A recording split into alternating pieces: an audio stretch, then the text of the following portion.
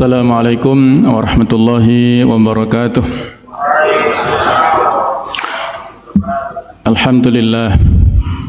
Alhamdulillahilladzi bi ni'matihi tatimmus shalihat wa bi fadlihi tatanazzalu al khairat wal barakat wa bi taufiqihi tatahaqqaqu al maqasid wal ghayat.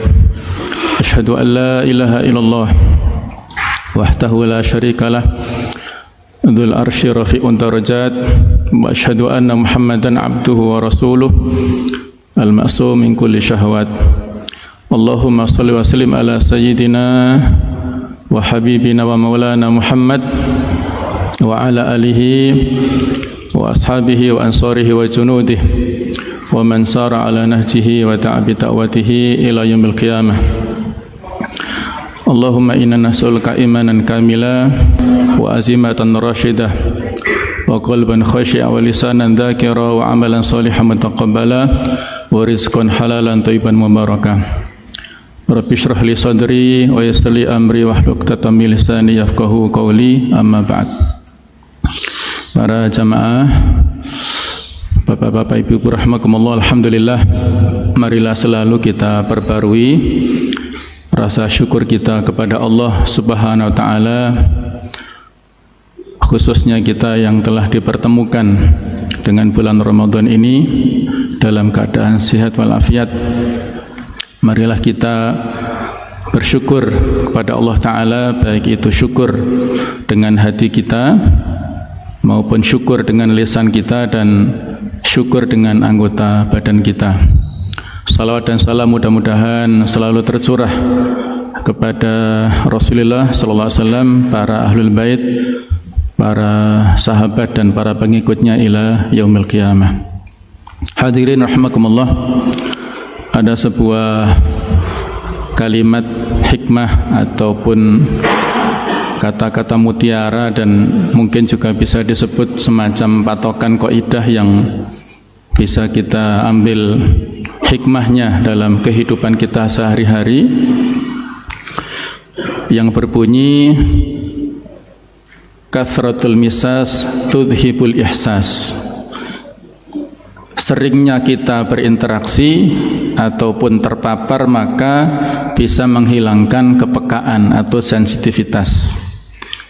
Atau dalam kalimat yang lain, kathratul misas tumitul ihsas, atau bisa tuzilu al-ihsas. Jadi ketika kita berinteraksi dengan apapun yang terlalu sering, itu akan menjadikan hilanglah kepekaan kita, sensitivitas kita itu. Ini berlaku baik itu dalam kehidupan sehari-hari ataupun kaitannya dengan ingkarul mungkar, atau juga kaitannya dalam hal ibadah. Kalau dalam kehidupan sehari-hari, ya misalnya kita lewat di suatu tempat yang di situ ada TPS atau TPA, ya, tempat pembuangan sampah atau tempat pembuangan akhir, maka saat kita pertama kali kita lewat itu, ya kita nggak kuat dengan baunya. Tapi coba kita lihat, mohon maaf para pekerja yang di situ, ya, itu sudah terbiasa dengan bau seperti itu. Apakah sampahnya baunya hilang? Kan bukan, ya, tetapi kepekaan hidungnya yang berbeda antara orang yang pertama kali baru menghirup aroma seperti itu dan yang sudah terbiasa itu menjadi berbeda. Atau misalnya ketika kita, ya contohnya dalam kehidupan sehari-hari melihat sesuatu yang sangat indah, misalnya pemandangan yang sangat indah, kalau kita pertama kali melihatnya sangat takjub luar biasa, tapi kalau sudah setiap hari melihatnya menjadi biasa saja. Nah, begitu pula jamaah sekalian dalam hal kaitannya dengan ingkarul mungkar ataupun mengingkari segala jenis kemungkaran. Ada pengalaman dari seorang alim, ya, seorang syekh yang ikut dalam sebuah seminar Quran internasional yang diadakan di Malaysia sekitar tahun 2018 bersama dengan para masyayikh, ulama, tokoh-tokoh dunia yang mereka ahli dalam bidang Al-Quran, ya tentunya para hufad, para ahli tafsir dan lain-lainnya. Mereka berada di tempat muktamar atau nadwah internasional tentang Al-Quran dan menginap di hotel internasional yang ada di Malaysia. Nah, di sela-sela acara itu mereka terheran-heran, diskusi satu sama lainnya. Karena Malaysia yang negeri muslim ternyata banyak berseliweran para muslimah ataupun wanita-wanita yang tidak memakai jilbab. Nah, itu menjadikan mereka ini terusik hatinya, merasa tidak nyaman. Satu sama lain saling membicarakan, curhat tentang masalah itu. Nah, ada salah seorang peserta itu yang dia aslinya Timur Tengah tapi mengambil doktoral di Malaysia, sehingga sudah beberapa tahun mukim di situ. Dia mengatakan, ya ikhwan, wahai para saudaraku, kami yang telah mukim lama di sini itu telah mati sensitivitas kami. Jadi kami melihat pemandangan yang seperti itu sebagai hal yang biasa, hal yang normal, ya, tidak seperti kalian yang baru beberapa hari itu seolah-olah mengingkari dan tidak nyaman dengan penglihatan seperti itu. Tapi ketika kami sudah lama di sini, kami merasa biasa. Nah, ada kisah yang serupa yang lainnya. Ya, ada dosen kami dari Saudi yang baru datang mendarat di bandara di Jakarta, kemudian mampir sholat di salah satu musola di bandara. Dia menyaksikan seorang muslimah yang sedang sholat memakai mukena yang bagus, yang rapi, dengan tertutup auratnya secara rapi tentunya, ya. Nah, betapa terkejutnya dia tanpa sengaja setelah sholat mukenanya dilepas. Nah, ternyata dia tidak pakai jilbab, aurat rambutnya kelihatan dan bahkan pakai pakaian mini, ya, seperti itu. Pertama kali melihat pemandangan ataupun fenomena seperti itu, ada keterkejutan dalam dirinya, kaget, muslimah kok seperti ini. Pada saat dia tertutup rapi, ya kelihatannya dia seorang mutahajjibah multazimah, ya, komitmen dengan agamanya, tapi ternyata dia seperti orang umum yang bukan muslimah. 1-2 hari ketika dia tinggal di Jakarta masih ada kepekaan seperti itu. Tapi 1-2 minggu, 1-2 bulan, 1-2 tahun, kepekaan itu lambat laun semakin hilang dan semakin sirna. Sehingga melihat kemungkaran yang setiap hari itu seperti orang pada umumnya. Tidak ada sensitivitas dalam dirinya, tidak ada kepekaan dan ghirah, semangat dalam dirinya untuk mengingkarinya. Jangankan merubah dengan tangannya ataupun dengan lisannya, dengan hati saja mungkin sudah hilang. Padahal hadisnya jelas, man ra'a minkum munkaran falyughayyirhu biyadihi. Barang siapa di antara kalian yang melihat kemungkaran, hendaklah dirubah dengan tangannya, dengan jabatannya, dengan kekuasaannya, dengan wewenangnya. Kalau dia memiliki jabatan di masyarakat, baik itu struktural atau fungsional. Ataupun kalau tidak mampu, fa bilisanihi, dengan lisannya, dengan memberi nasihat. Fa illam yastati fa biqalbihi, kalau tidak mampu maka harus merubah dengan hatinya. Wadzalika adaful iman, itu adalah keimanan yang paling lemah. Atau dalam hadis yang lain, walaysa wara'a dzalika minal iman, selain itu tidak ada keimanan. Kalau dengan hati saja kita tidak sanggup mengingkari kemungkaran, maka dikhawatirkan sudah tidak ada benih-benih keimanan dalam diri kita. Naudzubillah min dzalik. Inilah problematika kita semuanya jamaah sekalian ya. Allah Ta'ala berfirman di surat An-Nisa 140 yang ini bisa kita tadaburi, kita hayati bersama. Allah Ta'ala berfirman, wa qad nazzala 'alaikum fil kitab, dan sungguh Allah telah menurunkan kepadamu di Alkitab, an idza sami'tum ayatillahi yukfaru biha, di mana ketika kalian mendengarkan ayat-ayat Allah, dikufurilah ayat itu, wa yustahza'u biha, dan diolok-olok.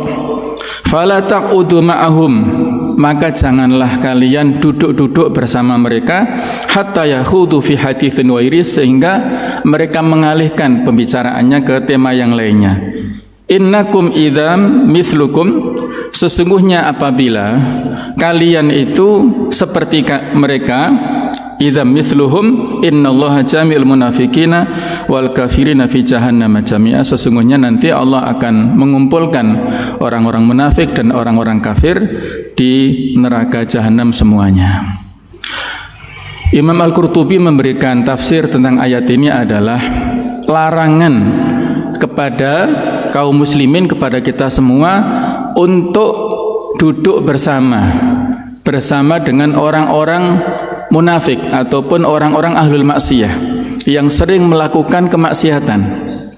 Karena kalau kita duduk bersama dengan mereka, itu akan menjadikan kita itu ridho dengan kemungkaran yang mereka lakukan. Ya mungkin 1-2 hari kita ada berontak dalam diri kita, tapi lambat laun kita menjadi tidak mengingkari kemungkaran tersebut. Ya mungkin ya menjadi toleransi lah ya, akan menjadi legowo. Ya itu kan teman sendiri, itu kan kawan sendiri, nggak enak nanti menyinggung perasaannya, macam-macam alasannya, sehingga tidak boleh duduk-duduk bersama dengan ahlul maksiyah atau orang-orang fasik ini. Nah, begitu pula pendapat dari para ahli tafsir yang lain, kurang lebih seperti itu. Sehingga ada lagi hadis yang diriwayatkan oleh Abu Dawud bahwasanya Rasulullah SAW bersabda, "Idza umilatil khati'atu fil ardi kana man syahidaha fayunkiruha kaman ghaba anha." Kalau ada sebuah kemungkaran yang dilakukan di muka bumi ini, orang yang menyaksikan kemungkaran tersebut, kemudian dia ingkari kemungkaran itu, dia tidak ridho dengan kemungkaran itu, maka hukumnya dia seperti orang yang tidak hadir di tempat itu, yang tidak melihatnya. Waman ghaba anha faradhiyaha kana kaman syahidaha. Kebalikannya, orang yang tidak hadir di tempat itu, di tempat kemungkaran, kemudian dia meridhoi kemungkaran itu, maka seolah-olah dia hadir di tempat itu. Dia seolah-olah menyetujui apa yang terjadi di tempat itu berupa kemaksiatan. Nah, jamaah sekalian, jadi ini kembalinya pada hati kita masing-masing ya. Apakah hati kita itu punya kepekaan atau tidak, itu masalahnya ya. Hadis ini memberikan penegasan kalau kita berhadapan dengan kemungkaran sekarang ini sudah tidak terhitung, kemungkaran ada di mana-mana, sudah sangat banyak. Kalau kita masih menjaga sensitivitas kepekaan dalam hati kita, kita bisa mengingkarinya, kita tidak ridho dengan kemungkaran tersebut, maka kaman ghaba anha, seolah-olah kita tidak menyaksikan kemungkaran itu. Tapi walaupun kita tidak hadir di tempat itu, namun kita meridhoinya, kita menyetujuinya. Mungkin kalau sekarang di medsos adalah memberikan like misalnya kepada kemungkaran-kemungkaran yang sangat banyak di media sosial, maka kana man syahidaha, seperti orang yang menyaksikan secara langsung kemungkaran tersebut. Nah, inilah jamaah sekalian, kathratul misas tudhibul ihsas. Banyaknya kita berinteraksi dengan segala apapun itu akan bisa menghilangkan kepekaan. Dalam hal ukhuwah juga kadang-kadang begitu. Dalam hal persaudaraan dengan orang umum ataukah dengan sesama muslim atau bahkan mungkin sesama keluarga besar kita. Kalau kata orang Jawa itu lek kumpul tukaran, kalau jauh itu saling rindu atau saling kangen ya. Kadang-kadang ada saja kalau rumah tangga antara menantu dan mertua kumpul dalam satu rumah itu pasti ada khilafiyah, perbedaan yang kecil-kecil. Tapi kalau terpisah itu ada perasaan rindu, perasaan kangen, sehingga ingin silaturahim dan sebagainya. Itu bisa juga berlaku. Nah, jamaah sekalian, yang kita khawatirkan itu juga berlaku dalam hal ibadah. Khususnya dengan dipertemukannya kita dengan bulan Ramadan ini.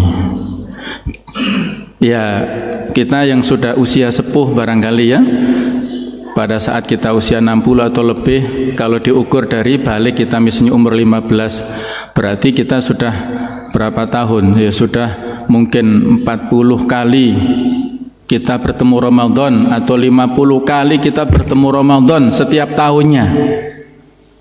Karena sudah setiap tahun berkali-kali bertemu dengan Ramadan, sehingga itu tadi tidak ada kepekaan dalam diri kita. Ya wis gitu-gitu aja, ya paling ya poso, paling ya tarawih, nah gitu-gitu ya.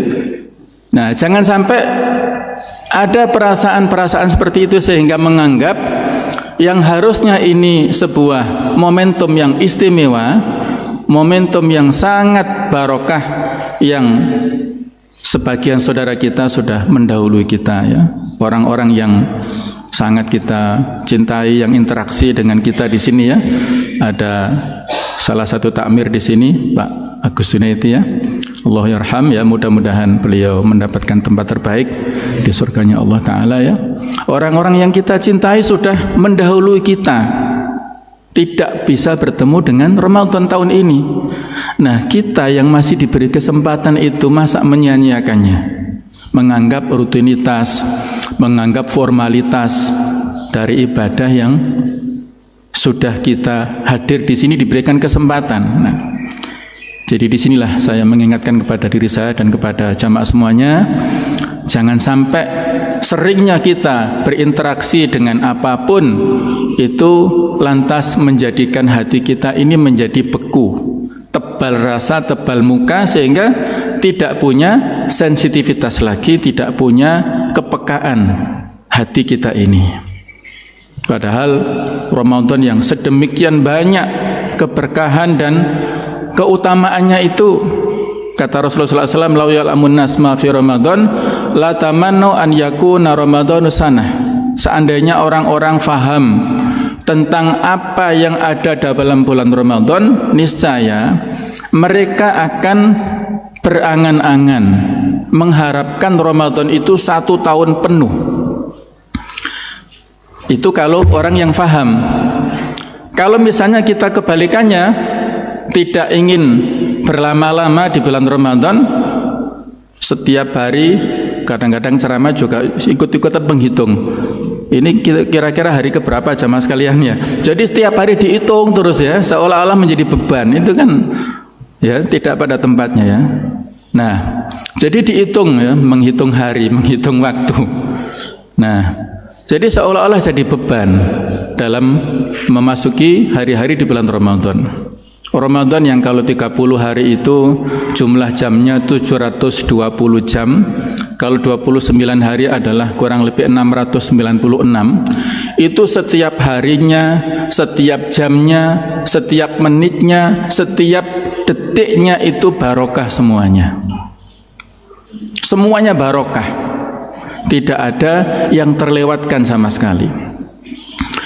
Ada hikmah yang pernah ditemui oleh salah seorang ulama ya. Salah seorang ulama ini namanya Al-Asma'i. Dia ulama yang tinggal di Mekah. Cuaca Mekah itu panas, sehingga dia ingin pergi ke Taif. Taif ini ya seperti batu ya, cuacanya lebih dingin, sejuk dan indah. Dia ingin lebih khusyuk ibadah di sana, nggak terganggu dengan gerahnya atau panasnya cuaca di Mekah. tiba-tiba dia berpapasan dengan seorang Arab Badui. Nah, kemudian ditanya oleh Al-Asma ini, kamu hendak kemana? Saya mau ke Mekah. Nah, kata Asma'ilah, bukankah cuaca di sana panas? Nah, di Arab Badui ini, saya ingin keluar dari panas. Nah, itu kata-kata yang bersayap ya. Saya ingin keluar dari panas. Saya ingin ke tempat yang barokah, di tempat atau di waktu di bulan yang penuh barokah. Tempatnya barokah adalah Mekah, kemudian waktu yang barokah adalah bulan Ramadan. Nah, ini biasa ya. Ulama itu dengan ketawaduannya mereka adalah orang yang banyak ilmunya, tapi kadang-kadang satu momentum itu mereka menemukan hikmah di situ, dan itu mereka tidak gengsi untuk mendapatkannya ya. Apapun namanya hikmah, al-hikmatu dhalatul mu'min, hikmah itu adalah barang hilang yang harusnya seorang mukmin itu yang memilikinya. Anna wajadaha fawa haqqu biha. Kapanpun dia temukan, maka dia berhak untuk mendapatkan barang yang hilang itu. Walaupun alimun kabir, ulama besar, kiai besar, kalau menemukan hikmah dari penggembala kambing, misalnya ya Khalifah Umar saat itu menemukan hikmah dari orang yang awam yang biasa, dia ambil hikmah itu dan dia jadikan pelajaran yang berharga dalam hidupnya. Termasuk Al-Asma ini mendapatkan hikmah dari seorang Arab Badui itu. Dia yang merasa barangkali tadi ya, seolah-olah sudah kenyang ibadah di Mekah, sudah berkali-kali di sana dengan cuaca yang tidak nyaman, panasnya, dia ingin seolah-olah ingin lebih khusyuk istirahat di tempat yang lebih dingin dengan lebih khusyuk ibadah di sana. Ternyata ada orang yang justru ingin masuk Mekah untuk keluar dari panas ya, maksudnya keluar dari panasnya neraka, dari maksiat yang di luar menuju kepada tempat yang barokah yang ada di Mekah ini. Nah, jemaah sekalian, ya, hikmah-hikmah seperti ini bisa kita ambil ya dalam segala momentum setiap keadaan. Jadi kembali lagi kepada masalah kepekaan yang harus kita jaga terus-menerus dalam diri kita. Ada beberapa hikmah ataupun cerita yang bisa kita ambil bagaimana kisah perjalanan para ulama pendahulu kita yang dulu masa lalunya itu penuh dengan kemaksiatan, tapi mereka hijrah taubat. Ya, di antaranya ada seorang muhaddits, seorang tabi'in namanya Malik bin Dinar. Dia pada masa mudanya, pada masa masih kuat, masih sehat itu luar biasa ya. Ketika dia sudah menikah, punya istri dan punya anak, dan dia saat itu profesinya kepala penjaga pasar. Jadi polisi pamong perajanya yang di pasar itulah, sehingga banyak upeti, banyak uangnya lah intinya dia. Sehingga dengan uang itu dia bisa membeli apapun. Dia mengakui sendiri segala macam maksiat pernah dia lakukan. Macam-macam lah, saya nggak perlu menyebutkan ya. Sampai kemudian dia punya anak perempuan usianya 2 tahun yang sangat dia sayangi. Tiba-tiba Allah memberikan ujian kepada dia, anak perempuan yang sangat dicintai itu meninggal dunia. Akhirnya frustasi dia, stres lah, sehingga untuk menghibur dirinya dia minum minuman sampai banyak sekali dan sampai teler, terus nggak kuat saking mabuknya dia. Kemudian sampai tertidur pingsan ya. Dalam tidurnya itulah Allah memberikan ilham kepada dia, dipertemukan dengan hari kiamat, yaumul hisab. Di sana ada banyak orang yang memikul dosanya masing-masing. Ada yang memikul seberat karung, ada yang memikul seberat pokoknya banyak sekali, sehingga dia lari ketakutan dalam kondisi seperti itu. Dikejar oleh naga yang warnanya hijau sangat besar ya, dia ketakutan. Lari ke tempat kesana kemari, ada orang yang berjubah putih, pakai sorban putih, melihat kondisi Malik bin Dinar. Dia mau menolong tapi nggak kuat ya. Terus dikejar dia, akhirnya ada suara supaya dia naik ke suatu bukit. Nah, di sanalah dia diberikan petunjuk untuk melihat di balik bukit itu ada tirai yang tempatnya sangat bagus. Nah, dia buka tirai itu, ternyata di dalamnya ada anak-anak kecil yang sedang bermain, salah satunya putrinya yang dulu sudah meninggal itu bermain-main di tempat itu, kemudian manggil ayah sini. Akhirnya ya dia ketakutan mendatangi si putrinya tadi. Nah kemudian ayahnya bertanya, apa yang kamu lakukan di sini? Wahai ayah, ini tempat bermain-main kami, di istana ini kami bermain-main. Nah terus si putrinya itu membaca surat Al-Hadid ayat 16. Ini bisa kita tadaburi ya.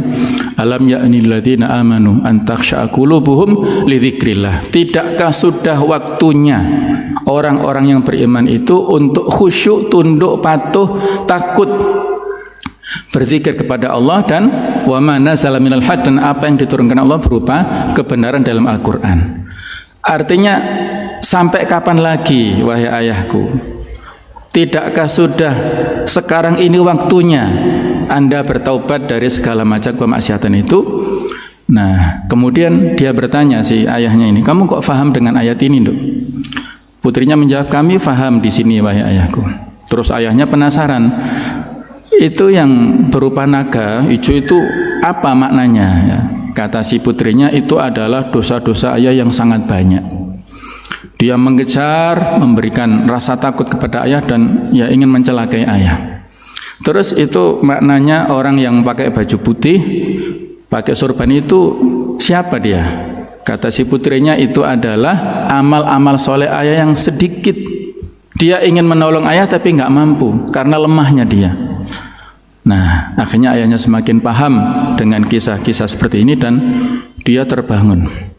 Ketika bangun itulah dia menangis sejadi-jadinya, dia menyesali atas segala macam perbuatan dosanya, dan dia disitulah titik hijrahnya, dia bertaubat dari segala macam kemaksiatan, dan akhirnya menjadi seorang alimun kabir. Dia menjadi ulama besar karena telah belajar dengan baik, ibadah dengan baik, dan akhirnya menjadi rujukan di masyarakat. Nah inilah jamaah sekalian, kisah-kisah seperti ini bisa kita baca di para ulama dulu. Di antara kisah taubatnya Fudail bin Iyad juga mirip-mirip seperti itu. Dia, Fudail ini dulunya, mohon maaf, dia seorang perampok ya, yang sangat ditakuti. Ada tempat antara Irak dan Khurasan itu, dia ya base campnya di situ, sehingga setiap kali ada pedagang yang lewat itu ketakutan, mereka nggak berani karena akan dirampok oleh gengnya Fudail bin Iyad ini. Nah satu malam ini sudah jaga-jaga, ini gengnya ini sudah siap-siap di tempatnya. Ada kurang lebih 3 pedagang itu saling berdiskusi, gimana, apakah kita jadi lewat? Kalau kita lewat nanti dicegat oleh kawanan perampok itu. Kalau kita nggak lewat, muternya jauh sekali. Akhirnya mereka diskusi, terus mereka lewat. Nah tapi mereka punya strategi. Apa itu? Sebelum kita lewat itu kita melemparkan anak panah dan kita bacakan ayat-ayat Al-Quran. Nah kurang lebih seperti itu. Nah masing-masing itu bergantian melemparkan anak panah terus membacakan ayat-ayat. Nah Fudail bin Iyad yang dia juga faham ya dengan ayat-ayat itu, ketika dibacakan ayat Quran itu merasakan sakit ya, bukan sakitnya anak panah tapi sakitnya ada panah hidayah masuk dalam dirinya. Di antara ayat 3 orang yang lewati itu yang dibaca tadi itu Al-Hadid ayat 16 itu, sehingga dia insaf dari kejadian itu dan meninggalkan anak buahnya, dan dia beribadah di tanah haram Mekah sampai menjadi seorang ulama yang besar. Nah inilah jamaah sekalian ya, kisah-kisah yang bisa kita pelajari dari para ulama kita dulu, yang sangat banyak hikmah yang bisa kita ambil. Sekali lagi, momentum Ramadan ini jangan sampai menjadikan kita itu luntur kepekaan kita, semangat kita dalam meraih pahala di dalamnya. Jangan sampai kita hanya menjadikan sebagai rutinitas lewat ya Ramadan ya tarawih ya tilawah ya puasa seperti ini biasa-biasa saja. Nanti lebaran ya seperti itu, mudik macam-macam ya, sekarang ada larangan ya. Larangan mudik ini ya kita ambil hikmahnya lah ya, untuk lebih bisa istiqomah nanti pasca Ramadan ya. Jadi inilah, jangan sampai tadi kita kembalikan kepada kaidah kathratul misas tumitul ihsas. Banyaknya kita berinteraksi, banyaknya kita melakukan komunikasi ataupun ya dalam bahasa sekarang terpapar. itu menjadikan kita hilang kepekaannya, sensitivitas kita menjadi hilang, dan menjadikan hati kita itu beku, ya, tidak lembut lagi. Orang-orang yang, mohon maaf ya, biasa menggali kubur itu karena sudah biasa ya. Mereka dianggap sebagai profesi, ya biasa mereka menggali, mencangkul macam-macam, itu nggak ada bersitan-bersitan dalam dirinya. Atau bahkan karena seringnya, mohon maaf, seringnya sekarang kita melihat ataupun mendengar berita kematian, itu seolah-olah biasa dengan berita itu. Padahal itu adalah pelajaran. Kafa bil mauti wa'idun, cukuplah kematian sebagai pelajaran. Tapi karena seringnya biasa, karena sudah musim pandemi sudah biasa, meninggal itu akhirnya menjadi seolah-olah biasa. Kita ziarah kubur misalnya, atau kita ikut memakamkan orang-orang yang ke kuburan itu, kita tidak ada sensitivitas kita dalam diri kita sama sekali. Bahkan pada saat itu mungkin kita bercengkrama, guyon dengan jamaah yang lain, sesama orang yang ikut mengantarkan jenazah ke kuburan, ya, sama sekali tidak ada perasaan dalam diri kita bahwa seolah-olah atau pada saat tertentu nanti kita justru yang diantarkan ke situ, kita yang ditaruh di situ, di kuburan itu sudah seolah-olah sudah hilang dalam diri kita. Kembali lagi, itu adalah kepada kadar keimanan kita masing-masing, sejauh mana sensitivitas kita itu kita bangun, kita pertahankan terus-menerus dalam diri kita. Inilah sedikit dari kami nasihat untuk diri saya sendiri, ya, khususnya, dan juga para jamaah pada umumnya. Mudah-mudahan Allah Ta'ala selalu membimbing kita semuanya, memberikan hidayah terus-menerus, tidak mencabut dalam diri kita, kemudian juga keluarga kita terus-menerus, sehingga kita bisa istiqomah dalam kebenaran, dalam kebaikan, sampai kita mendapatkan husnul khotimah insyaallah, dan sampai kita dipertemukan di surganya Allah Subhanahu wa Ta'ala. Hadanallahu iyyakum ajma'in wa lahum minkum ihdinas siratal mustaqim. Wassalamualaikum warahmatullahi wabarakatuh.